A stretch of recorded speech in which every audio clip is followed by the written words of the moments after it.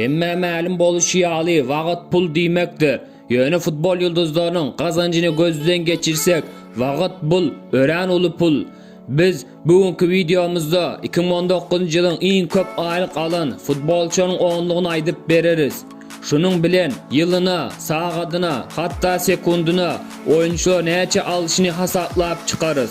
Assalamu aleykum Tama Futbol kanalynyň müştaklary. Hezi kanalymda göremden ören şat. Dostlar, siz bir Türkmen YouTube'unun ösmegine öz goşandygyňyzy goşmak isleýäňizmi? Onda sizden 3 sany zat soralar. Birinci, şul kanala goşulmak. İkincisi, şul videoň aşağına bir like basmak.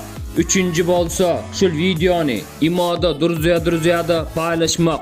Eger siz şul 3 iş eden bolsaňyz, meni bundan da gow videolar çıkarmaga höwäsendirdim diýip bilersiňiz. Hananda videomuza başlaýyn. 2019 ýylyň iň köp aýlyk alýan futbolçunyň onlugyny Antoine Griezmann açyp berýär. Hemmemize ma'lum, futbolçy Atletico'da hemmeden köp aýlyk alýady. Ýöne Barcelona'da 1-nji ýyly Madridde alýan aýlygyndan azrak aýlyk alýar. Ýöne Puma ve Huawei kampaniýalary bilen düzülen şertnamadan köp pul gazanmagy başardy. Umuman aýdanda Antoine naçar ýagdaýda däl. Soňky 12 ay içinde umumy gazanjy diýerli 28 milyon boldy. 23 milyondan artygrany futbolda tapdy. Ýene 4,5 milyony reklamadan gazandy. Garaz Antoine Griezmann 2019 ýylyň her gününe $76,000, her sekunduna bolsa 88 sende baýatdy. Sahnamyzyň 9-njy ýerinden Braziliýaly Oscar ýer aldy. Ol 2017 ýylyň güýçli playmakerlerine hasaplanan. Öz oýunyň gülläp ösen döwri Chelsea'den Hytaýa köp pul tapmak üçin ýol alypdy. 2019 ýyl bolsa Şanhay üçin 14 gol urdy ve 23 gol pas vermegi başardy. Hem de öz klubuna Hytaýda 3-nji orny eýelep, Hytaý Super Kubogyny almany kömek etmegi başardy. Ýöne onuň häzirki wagtda utan utuklary kimi hem gyzyklandyrar. Häzirki wagtda utan utuklary özüni hem gyzyklandyrmasa gerek. Ýöne 2019 ýyl Braziliýaly futbolçy 29 milyon işläp tapýar. Olardan 27 milyon aýlygy, galan 2 milyony bolsa Adidas bilen düzen şertnamadan gelen. Umuman aýdanda Oscar'ın arzu amala aşdy. Şanhaýda ýarym goralçy Chelsea'däkiden diýerli 4 esse köpräk aýlyk alýar. Oscar diýerli gününe 80 milyon baýamakda. Sagadyna bolsa 300 milyondan köpräk işläp tapýar. Mesut Özil bolsa Arsenalda özü üçin şahany ýaşaýyş üçün edip gelýär.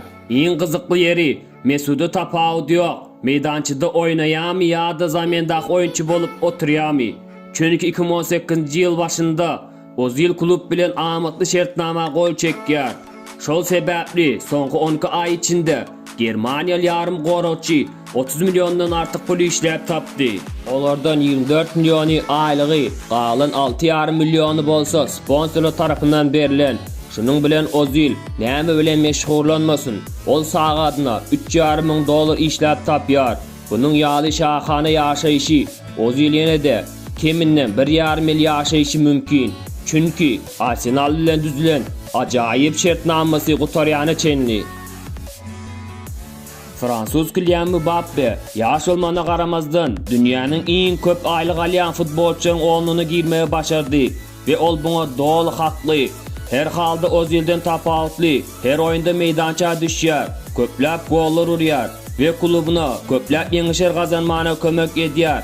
Şoňa garamazdan geçen ýyl Germaniýa futbolçydan biraz köpräk $30 milyon $600,000 işläp tapdy. Şunu aýdyp geçsek Mbappe 4 milyon reklama brendlerinden aldy. Galyny bolsa her hili bonuslar we aýlygy 20 ýaşly hujumçy bul sanawda tötänen ýer alan ýok. Şul ýaşda hem köpläp utuklary gazandy we şu wagt onuň potensialy ören ýokary. Şunundan bilen aýtsak, geljekde onuň gazanjy bundan da ýokary. Çilili kanat hücumçusu Alex Sanchez häzirde Özil we Kylian Mbappe ýaly pul tapmakda. Sebäbi Sanchez Özil ýaly Manchester United bilen 2018 yıl acayip şartnama gol çekti. Hazır hem şartnamanın peydal tarafları ulanıp geliyor. Elbette Sanchez Old Trafford'da oynap gidip bilmedi. Manchester United köp vaatla gereksiz oyuncudan ne edip dinmaklığı oyladı.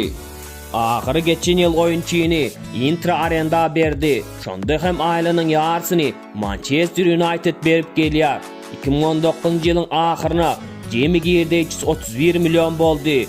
Şunu aydıp geçsek Nike brandinden bari yok 2,5 milyon alıyor. Andres Iniesta hal hem pul tapmağa devam ediyor. İspanyol yarım goloçu köp oyunlarını Avrupa'da oynadı. Utmalı bolan hem uttukları uttu. Hazırda bolsa Japonya'nın Vissel Kobe klubunda oynuyor. Klubu bilen İmperator Kubonu hem utmayı başardı. Geçen yıl Iniesta klubu bilen düzen şartnaması arkalı 30 milyon dolar işlep tapıyor. Ondan başka Japonya'nın ayakkabı zavodi Asus brendi bilen düzen şartnaması arkalı yine 2,5 milyon dolar işlep tapıyor. Ol taze kampanya bilen şartnama düzen son Nike bilen 19 yıllık şartnaması tamamlandı. Şunu hem çıkarmazlık gerek. İspanyalı futbolcu Vino çıkarmaklık ile meşgullanıyor. Hatta atlarının birini Çempionatın finalında 116. minutta oran golünün adını hem çıkarıyor. Iniesta her minutuna 62 dolar işlep tapıyor. Hemmemize ma'lum bolşalı Manchester United Alex Sanchez'i del başka da oyuncuları pulu gömmeni halıyar. Yine şunun yal oyuncuların biri Paul Pogba hesaplanıyor. MU son 10 ay içinde 29 milyon töleyer. Hem de koşmaçı Adidas bilen düzülen reklama şartnaması arkalı yine 4 milyon alıyor. Elbette Pogba özünün güçlü futbolcusu. Yöne Manchester United'da Juventus'da kalı oyun görkezip bilen yok. Öz vaktinde futbolcu dünyanın en kımmet futbolcusu boluyor. Şona yaraşa onun alyan aylığı hem derecesine dengelmeye gerek. Yöne Pogba alyan aylığına münasip mi ka? Umuman alanda ol her ay Avrupa megapolislerine şahane öy satın almağı ya da her günü kiçirek ovadan öy satın almağı mümkün. Bundan başka da her türlü saç becertmeye pulu ağışıp kalır. Şunu yatladıp geçmekçi. Bu sahamızın sonku üçlüğü dine futbolcular arasında değil de bütün sporcular arasında en köp aylık azaplanıyorlar. Bundan başka da bu üçlüğün giydeyçisi başka futbolculardan köp tafavut ediyor. Biz elbette Neymar'dan başlayarız. Şunusu anık, ol Paris'e Eiffel binasını tamaşa etmeye gelmedigi. 2019 yıl Brezilyalı futbolcu PSG'daki aylığı 75 milyon boldu. Ondan başka da sponsorlar tarafından yine 30 milyon dolar tölendi. Neymar hazırki günde Gillette, Mastercard, Red Bull başka da bir neçe sponsorların yüzüğü hazaplanıyor. Eğer de Neymar'ın gününü neçe taplayan azaplayan bolsa, onda ol gününü 288 milyon dolara den boluyor.